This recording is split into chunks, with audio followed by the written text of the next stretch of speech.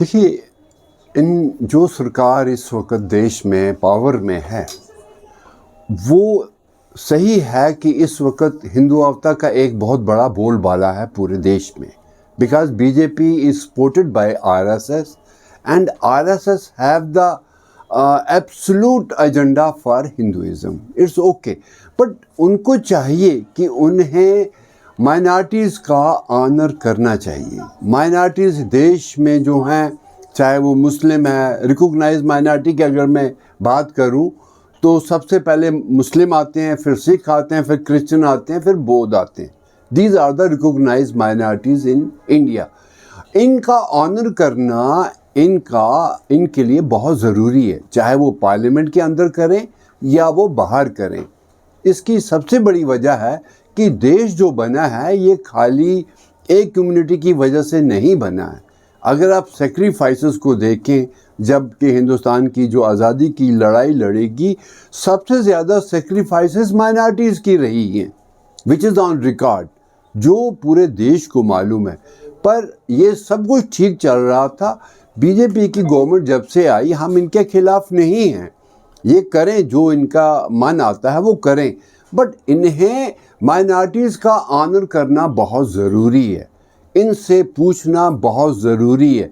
अब होता क्या है कि कई बार हुकूमत के साथ कुछ ऐसे लोग मिल जाते हैं माइनॉरिटी से जो मिसगाइड करते हैं, जिसकी वजह से एक बवाल पैदा हो जाता है. अब यहाँ जो ये बिल इन्होंने लाया, ये चाहे पार्लियामेंट में पास हुआ, राज्यसभा में पास हुआ, उसे प्रेसिडेंट ने भी असेंट कर दिया, बट ऑन द होल अगर आप माइनॉरिटी को पूछूं, they are not happy ultimately, because this Waqf bill जो बना हुआ था, ये बना हुआ था in the interest of minorities, in the interest of Muslim only. But why interference from other side? उनको क्या चाहिए?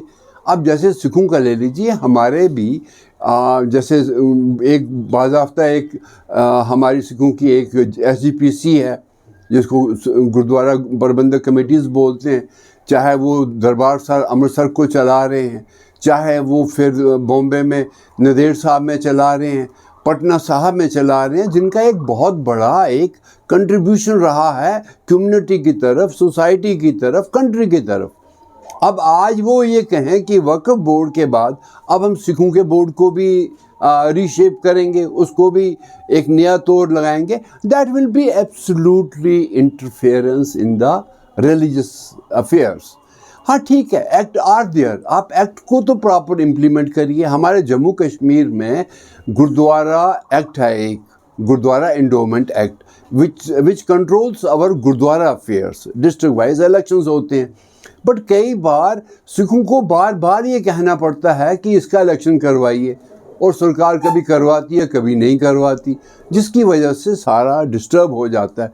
पर वही चीज़ जो है आज वक्फ बोर्ड की है.